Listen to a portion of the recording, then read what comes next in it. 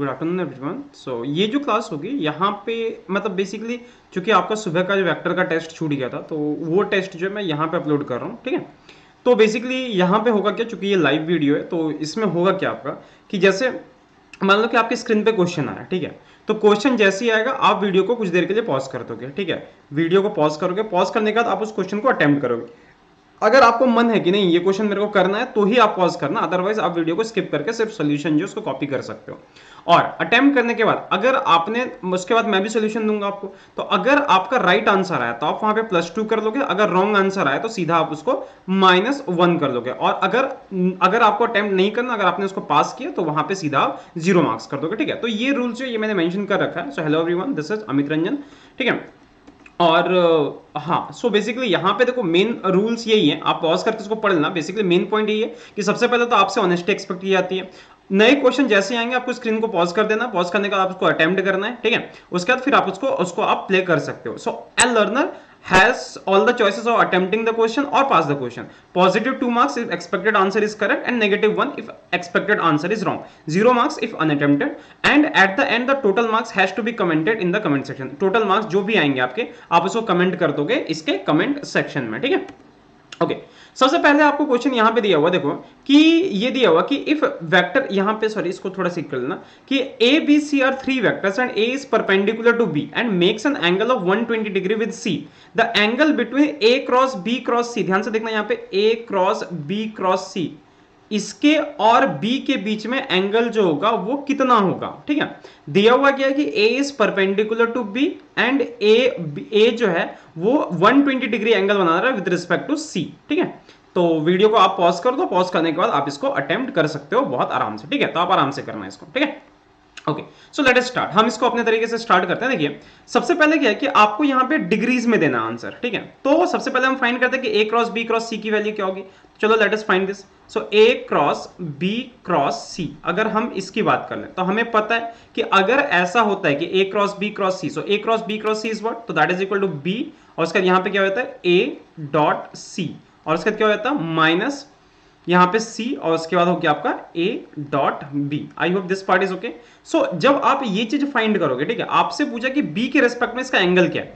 अब जरा एक बात होता है, A डॉट B क्या है आपका। So simply A dot B is 90 degree, लिखा हुआ ना A is perpendicular, so this part will vanish, this is 90 degree, तो ये वाला पार्ट 0 हो जाएगा, आपका बचेगा क्या B। और क्या हो रहा है आपका A dot C, A dot C का मतलब क्या हो गया, magnitude of A magnitude of C into यहां पे क्या हो जाएगा cos 120 degree, right, cos 120 degree, इसकी वैल्यू क्या होती है, नेगेटिव होती है। मतलब क्या हो गया माइनस ऑफ बी इनटू ये क्या होगा overall term, this will be a constant, तो इसको लिख देते हैं हम k। मतलब अल्टीमेटली कि इसके a cross b cross c and b इसके बीच में जो एंगल होगा दैट विल बी नेगेटिव, मतलब बेसिकली यहां पे आंसर जो हो जाएगा दैट विल बी 180 डिग्री। तो अगर आपका आंसर सही है तो आप +2 कर लोगे, गलत है तो आप -1 कर लोगे, ठीक है। फाइन, बढ़ते हैं अगले क्वेश्चन की तरफ। यहां पे दिया हुआ कि if the temperature T x² minus xy plus z², ठीक है, ये दिया हुआ the rate of change of temperature in the direction j minus के एट 2 -1 1 इज इक्वल टू, ठीक है। मतलब आपसे पूछा है rate of change of temperature जो इस पर्टिकुलर डायरेक्शन में क्या होगा। तो प्लीज आप वीडियो को पॉज कर लें और क्वेश्चन को आप अटेम्प्ट करें, ठीक है। Fine, so let us start. अब इसको हम स्टार्ट करते हैं। तो देखो ऐसे जब भी क्वेश्चन रहेंगे हमें क्या फाइंड करना पड़ता है, we have to calculate the gradient of T। So अगर हम ग्रेडियंट ऑफ T फाइंड करें, this will be equal to what 2x, right, minus y, और यहां पे क्या हो जाएगा i कैप, प्लस क्या हो जाएगा, जरा देखना इसको y के रेस्पेक्ट में इंटीग्रेट करेंगे तो माइनस x j कैप, ठीक है, इस प्लस को यहां से हटा दो, और प्लस क्या हो गया इसको z के रेस्पेक्ट में इंटीग्रेट करोगे 2z k कैप, ये हो गया आपका।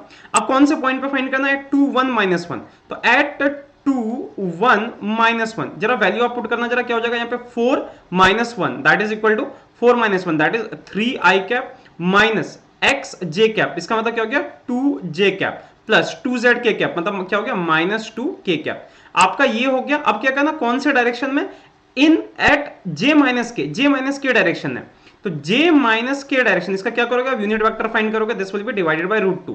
तो आपने इसका यूनिट वेक्टर फाइंड कर लिया। अब आपको क्या करना पड़ेगा, when we are to calculate the directional derivative find करना, तो क्या करेंगे 3i cap minus 2j cap minus 2k cap, this will be dotted with, ये किसके साथ डॉट कर दोगे आप इसको, j minus k divided by √2, इसके साथ क्या कर दोगे आप डॉट कर दोगे। तो इसका और इसका डॉट हो जाएगा दैट विल बी -2 ठीक है, और उसके बाद इसका इसका डॉट कर दोगे, that will B +2 divided by √2, so the answer will be 0। तो अगर आपका आंसर 0 आया तो प्लीज आप यहाँ पे +2 कर दोगे, और अगर आपका आंसर गलत आया तो आप माइनस कर दोगे, और अगर आपने इसको स्किप किया था तो उसको आंसर जो है 0 कर देना इसको, ठीक है। तो ये हो गया आपके 2 क्वेश्चन। आते हैं क्वेश्चन थर्ड की तरफ। If the directional derivative of fxyz at ax plus by plus cz at 1 1 1 has maximum magnitude of 4 and it is along positive x-axis, ये positive x-axis के along हो रहा है, ठीक है। The value of a b c are a b और c की value जो होगी इनमें से कौन सी पॉसिबल है। सबसे पहला काम क्या करेंगे, हमें डायरेक्शनल डेरिवेटिव जब भी फाइंड करना होता है हमें ग्रेडियंट ऑफ f कैलकुलेट करना पड़ेगा। तो पहले वीडियो का पॉज करके अटेम्प्ट करो, ठीक है। उसके बाद फिर अगर आपने कर दिया अटेम्प्ट तो वीडियो को चलो देखते हैं।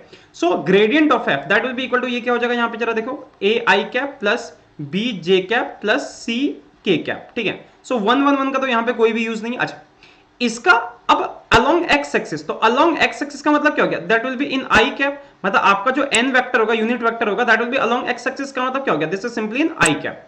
अब इसका मतलब क्या हो गया कि इसका इसका डॉट लोगे, that will be equal to A, और ये मैग्नीट्यूड कितना आ रहा है 4, इसका मतलब ए की वैल्यू जो आनी चाहिए दैट शुड बी 4, और बी और सी की वैल्यू कोई भी एक्सेप्टेड होगी। तो यहां पे देखो एक ही है जिसमें ए की वैल्यू 4 है, and that is option A. तो ऑप्शन ए आपका सही है। अगर आपने सही किया तो +2 कर लेना, अगर आपने गलत किया तो -1 कर लेना, और अगर आपने इसको स्किप कर दिया था तो आंसर जो है वो 0 कर लेना, ठीक है।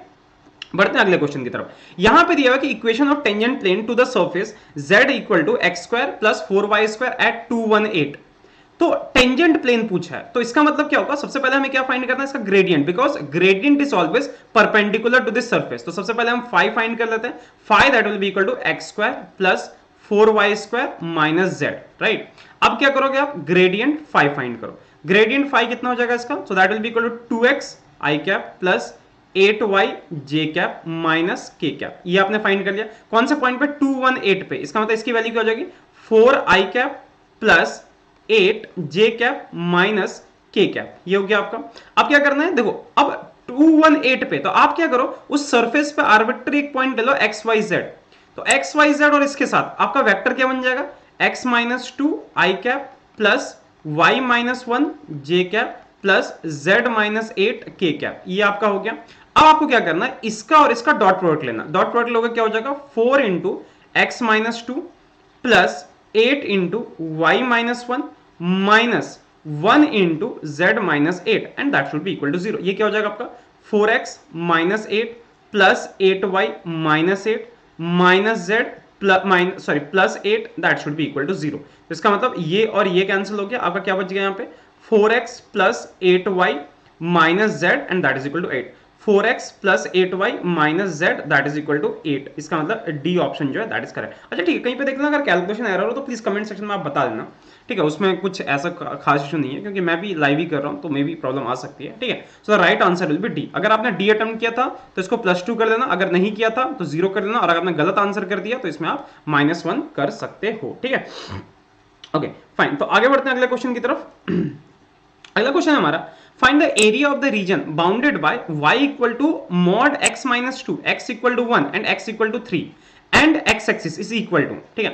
आपसे एरिया पूछा। सबसे पहले ध्यान रखना कि अगर आपसे पूछे y equal to mod x, तो y equal to mod x का कर्व कैसा बनेगा।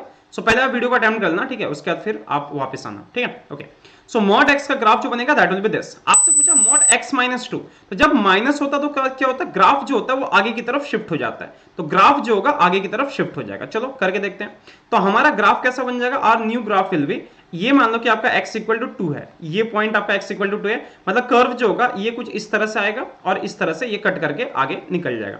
अब आपसे कौन सा पॉइंट बोला है, and the x equal to 1, x equal to 1 मान लो कि यहाँ पे, तो x इक्वल टू 1 तो ये हो गया, x equal to 3, x equal to 3 की बात होगी तो ये यहाँ पे हो गया, ठीक है। आपसे क्या पूछा है, एरिया, इस वाले का एरिया, राइट, इस वाले का एरिया। तो this was x equal to 1, ये आपका कितना हो गया, x इक्वल टू 3। तो इसका मतलब क्या हो गया, देखो अगर ये है आपका, this is x equal to 2, right. ये जो आपका, ये सॉरी, ये जो आपका कर्व जा रहा that is y equal to, अगर ध्यान से देखो इसको, तो y इक्वल टू x - 2, और इसकी बात करोगे y इक्वल टू -x - 2, चूंकि मॉड में है तो -x प्लस 2। तो एक कर्व ऐसा आएगा, दूसरा कर्व ऐसे जाएगा।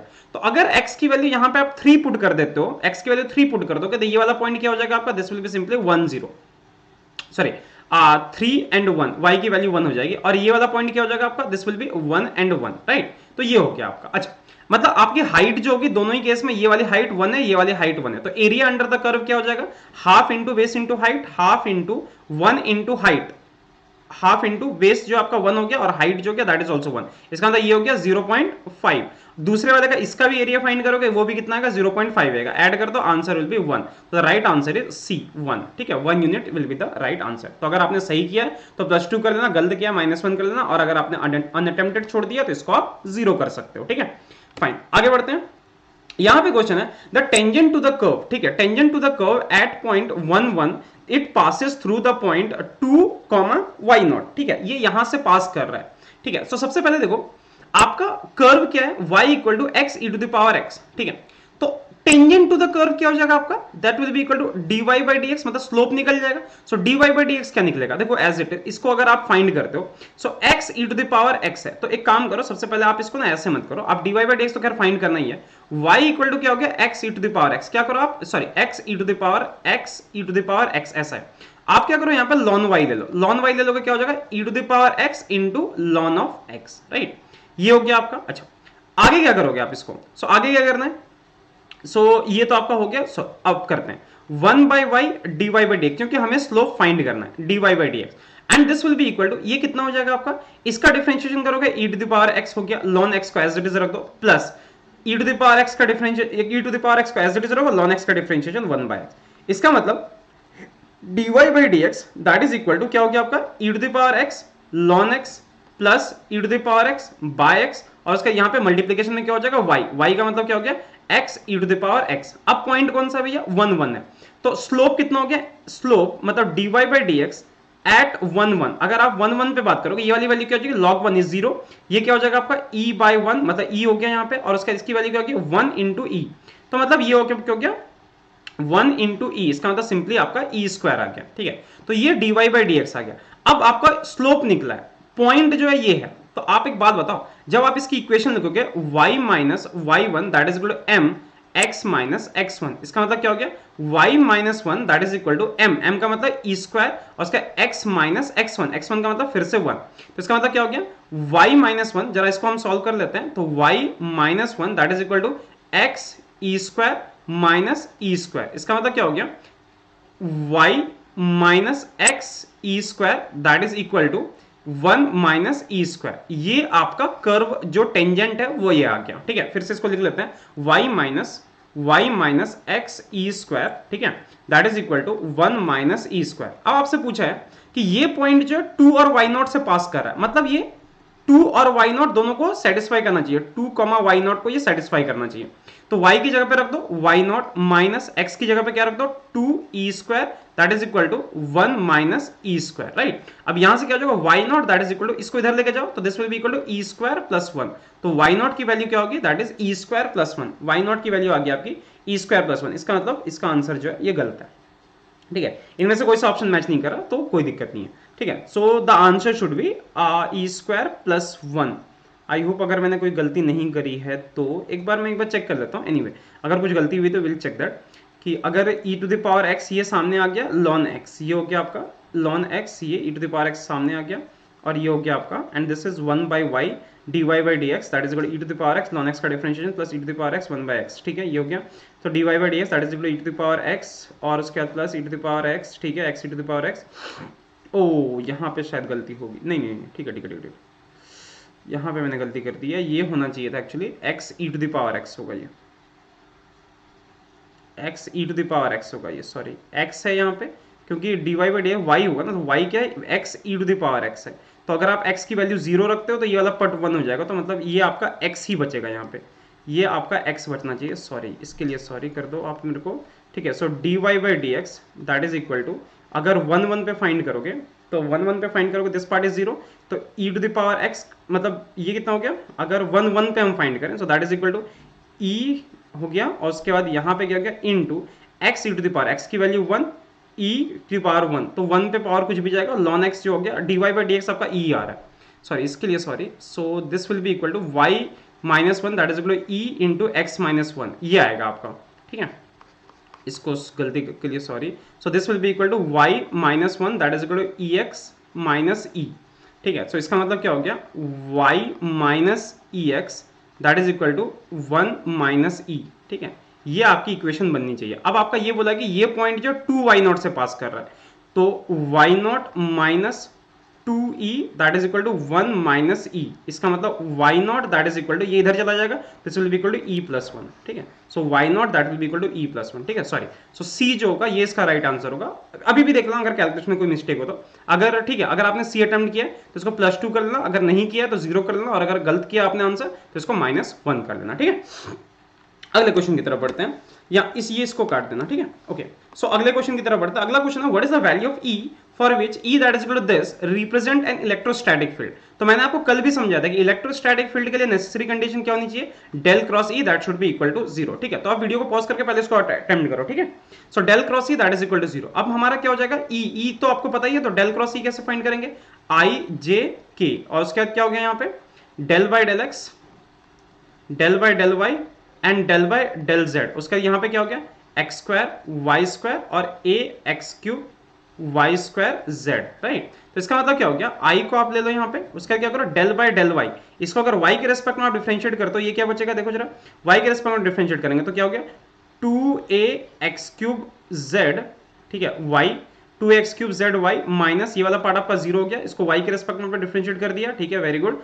उसके बाद क्या करो माइनस जे यहां पे ले लो, इसको एक्स के रेस्पेक्ट में डिफरेंशिएट करो तो 3a x square y square z minus, अब इसको z के रेस्पेक्ट में कर रहे हो तो ये तो कुछ भी नहीं आना चाहिए, ठीक है। और उसके बाद प्लस क्या हो गया, प्लस के कैप कर दो आप इसको, यहाँ पे के कैप कर दोगे और ये इसको डिफरेंशिएट करो तो दिस विल बी 0 एनीवे, तो ये वाला पार्ट आपका 0 हो जाना चाहिए, ठीक है।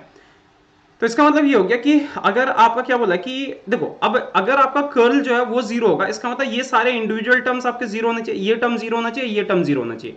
तो ये टर्म 0 जो होगा तभी पॉसिबल होगा जब क्या होगा, आपका a जो होगा this will be equal to 0, क्योंकि और तो कोई केस नहीं होगा जहां पे ये 0 हो सकता है। So the right answer will be a। तो अगर आपने सही किया तो +2 कर लेना, गलत किया तो -1 कर लेना, और अगर आपने अनअटेम्प्टेड छोड़ दिया, स्किप कर दिया था, तो सिंपली आप यहाँ पे 0 कर सकते हो, ठीक है। अगले क्वेश्चन कह रहा हूं, the directional derivative of the scalar function this in the direction of 1 2 at a point 3 2, ठीक है। तो सबसे पहले वही डायरेक्शनल डेरिवेटिव का तरीका क्या, ग्रेड फाइव फाइंड करो आप, ग्रेड ऑफ एफ अगर फाइंड करोगे this will be equal to X के रिस्पेक्ट में डिफरेंशिएट करो 2xy i cap plus X square J cap, ये हो गया आपका कौन सा पॉइंट पे, in the direction of this at a point 3 2। तो ये इसकी वैल्यू जो एट 3 2 पे अगर आप फाइंड करोगे तो इसका मतलब क्या हो गया 3 2 6 मतलब 12 i कैप प्लस क्या हो गया ये 9 j कैप, ये हो गया आपका ग्रेडियंट आपने फाइंड कर लिया। अब क्या eight a point this in this direction, तो इसका मतलब क्या हो गया एट अ पॉइंट 3 2, देखो ध्यान से देखो, पॉइंट जो है 3 2 और डायरेक्शन जो है 1 2, इसका मतलब ये डायरेक्शन कौन सी होगी, देखो जरा 3 2 मतलब पॉइंट यहां पे अगर है 3 2 और यहां पे y में कोई चेंज नहीं है, इसका मतलब x में आपको अपोजिट डायरेक्शन में जाना पड़ेगा 1 2, इसका मतलब आपकी डायरेक्शन जो होगी that is minus I cap, right. तो इसका मतलब आपका डायरेक्शनल डेरिवेटिव क्या हो जाएगा, that will B 12 into minus of 1, तो answer will be minus of 12, ठीक है। So the right answer will be D. तो अगर आपने डी अटेम्प्ट किया तो इसको आप क्या कर दो +2 कर दो, अगर अनअटेम्प्टेड है तो 0 कर दो, और अगर नेगेटिव गलत अटेम्प्ट किया तो यहाँ पे आप -1 कर सकते हो, ठीक है। अगले क्वेश्चन की तरफ बढ़ते हैं, vector that is normal to the surface this, जो वेक्टर इसके नॉर्मल हो, तो नॉर्मल के लिए हमने फाइंड कर रखा, क्या करना है हमें, सीधा वीडियो पॉज करो, अटेम्प्ट करो, फिर वापस आओ, ठीक है। चलो आई होप आपने कर लिया होगा। सो हमें क्या करना है, ग्रेडियंट ऑफ एफ फाइंड करना है। तो अब सबसे पहले एफ फाइंड कर लेते हैं, F is equal to 2x Z square minus 3xy, ठीक है, 3xy माइनस 4x माइनस 7।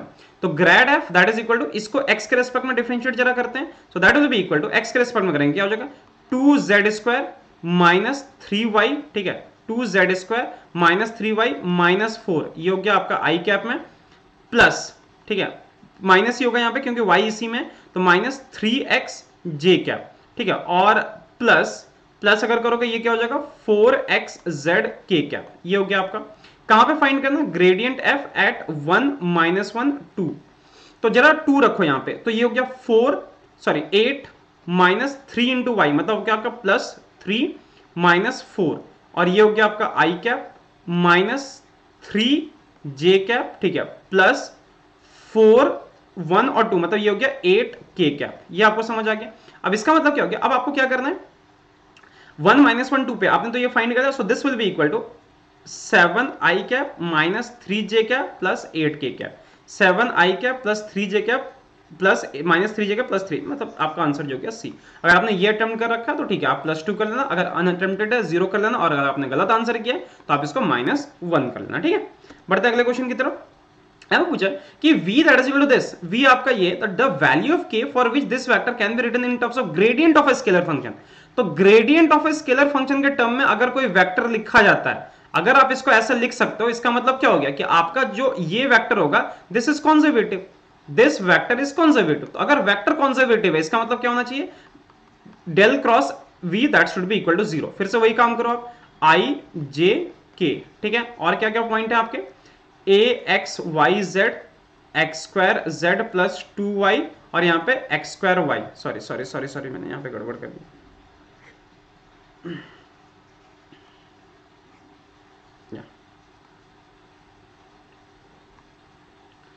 आई जे के यहाँ पे हो गया आपका, ये क्या हो गया यहाँ पे, del by del x, del by del y, del by del z. यहाँ पे पॉइंट क्या हो गया आपका, a x y z x square z plus 2y, और यहाँ पे हो गया एक्स स्क्वायर वाई, ठीक है।